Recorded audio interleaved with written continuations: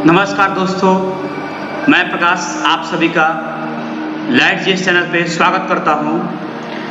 आज हम लोग हिस्ट्री के कुछ महत्वपूर्ण प्रश्नों पे डिस्कस करेंगे और बहुत सारे प्रश्नों को जानेंगे जो हमारे एग्जाम के लिए काफ़ी इम्पोर्टेंट है।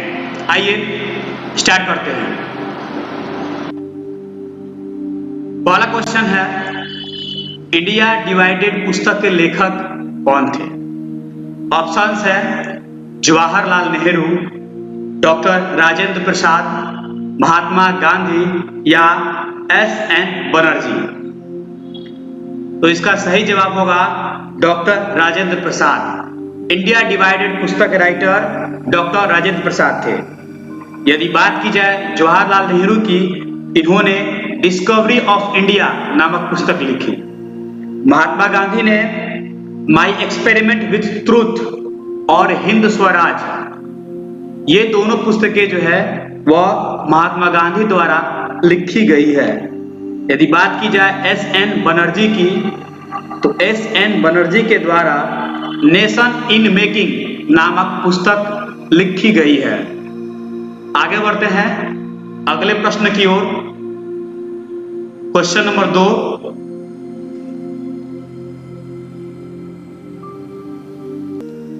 क्वेश्चन है, गुरु गोविंद सिंह की महानता निहित है इसमें कि आखिर इन्होंने कौन सा मुख्य काम किया था जो इन्हें महान कहा जाता है?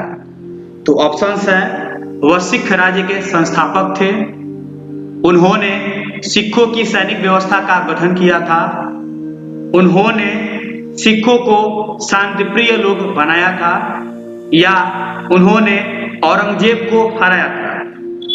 तो इसका सही जवाब होगा उन्होंने सिखों की सैनिक व्यवस्था का गठन किया था। यदि बात की जाए गुरु गोविंद सिंह की, तो गुरु गोविंद सिंह सिखों के 10वें और अंतिम गुरु थे। उन्होंने सिखों के सैनिक संप्रदाय को खालसा पंथ में परिवर्तित कर दिया, यह इनका सबसे प्रमुख कार्य था। इन्होंने ही संपूर्ण सिख संप्रदाय को खालसा कहकर पुकारा। प्रत्येक सिख को अपने नाम के आगे सिंह की उपाधि धारण करने के लिए कहा एवं महिलाओं को कौर की उपाधि धारण करने के लिए कहा। गुरु गोविंद सिंह ने ही प्रत्येक सिखों को 5 चीजें रखने के लिए कहा था। वो 5 चीजें क्या है? केस, कंघा, कृपाण, कच्छा एवं कड़ा। ये 5 चीजें सिख जो है हमेशा अपने पास रखते हैं। इन्होंने ही नया पर्व पाहुल नामक पर्व की शुरुआत की थी। इसके अतिरिक्त इन्होंने कृष्ण अवतार नामक पुस्तक लिखी। इनकी आत्मकथा का नाम विचित्र नाटक है, जो इन्होंने खुद लिखी। उसका नाम क्या था? विचित्र नाटक। चलिए आगे बढ़ते हैं अगले प्रश्न की ओर। क्वेश्चन नंबर 3, निम्नलिखित में से किसे जहांगीर ने खान की उपाधि से सम्मानित किया था? ऑप्शंस है Hawkins, Edward Terry, Sir Thomas Roe या इनमें से कोई नहीं। तो इसका जवाब होगा हॉकिंस। विलियम हॉकिंस जहांगीर के दरबार में ईस्ट इंडिया कंपनी द्वारा भेजा जाने वाला प्रथम अंग्रेज राजदूत तथा ईस्ट इंडिया कंपनी के प्रतिनिधि के रूप में मुगल दरबार में उपस्थित होने वाला पहला अंग्रेज था, जिसे जहांगीर ने खान की उपाधि से सम्मानित किया था। दरअसल पूरी उपाधि जो थी वो थी इंग्लिश खान की। जहांगीर ने हॉकिंस को इंग्लिश खान की उपाधि दी थी। यह हॉकिंस जहांगीर के दरबार में 3 वर्षों तक 1608 से लेकर 1611 ईस्वी तक रहा। अगर आपसे क्वेश्चन करता है, एक और पॉइंट है, सर थॉमस रो ब्रिटिश सम्राट जेम्स प्रथम द्वारा भेजा गया प्रथम राजदूत था जो जहांगीर के दरबार में आया था। यदि आपसे सवाल करता है कि ब्रिटिश सम्राट द्वारा कौन भेजा गया था, तो आपका जवाब यही होगा कि यह सर थॉमस रो था जो ब्रिटिश सम्राट द्वारा भेजा गया था। ओके, और कंपनी की बात करें तो कंपनी द्वारा भेजा गया पहला राजदूत वो हॉकिंस था। ओके, आगे बढ़ते हैं अगले प्रश्न की ओर।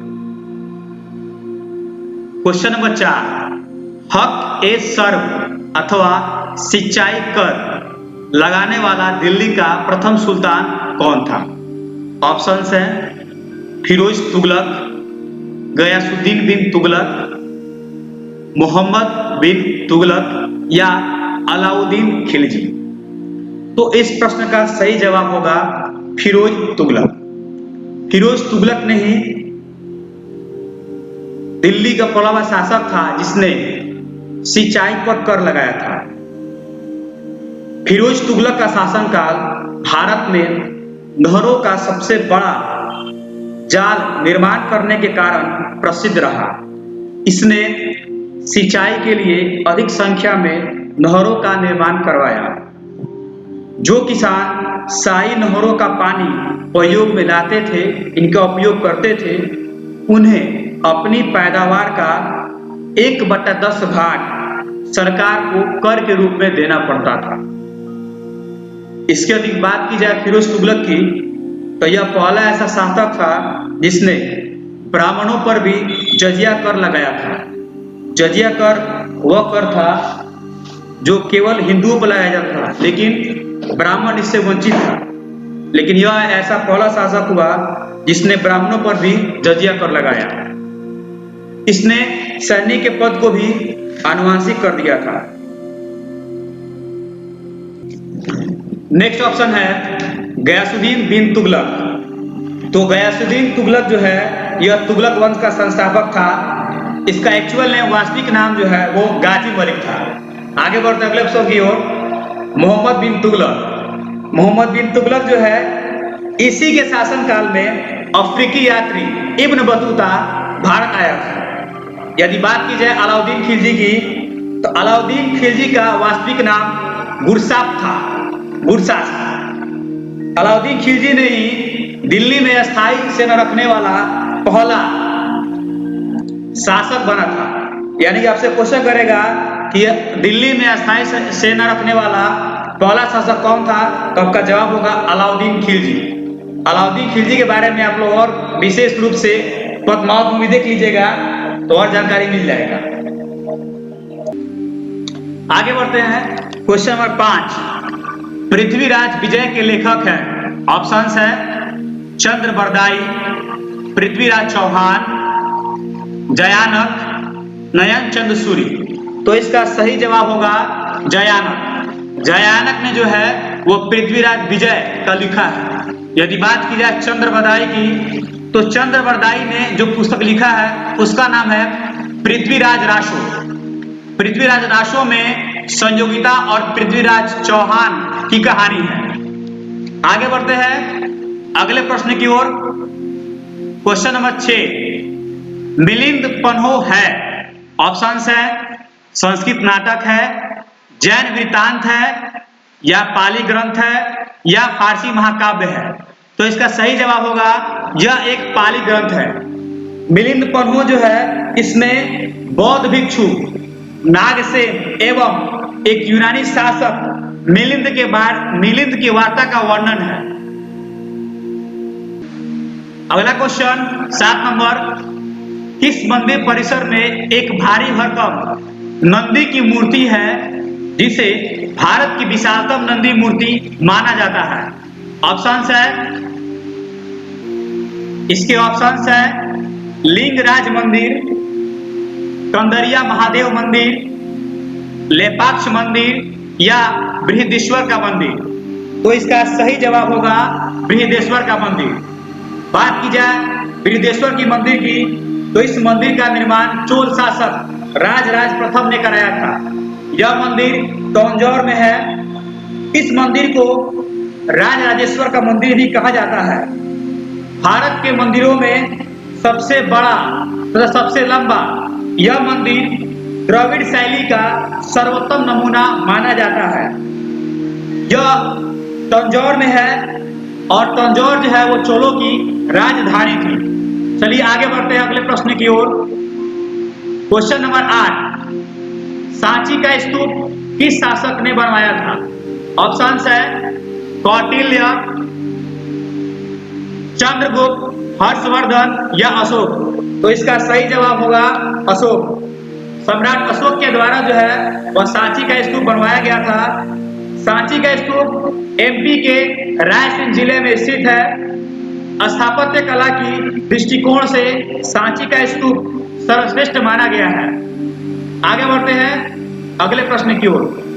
क्वेश्चन नंबर 9, महान धार्मिक घटना महामस्तकाभिषेक निम्नलिखित में से किससे संबंधित है और किसके लिए की जाती है? आगे बढ़ते हैं। इसका ऑप्शंस है बुद्ध, महावीर, नटराज या बाहुबली। तो इसका सही जवाब होगा बाहुबली। फिल्म वाला बाहुबली नहीं, इसका आंसर होगा बाहुबली।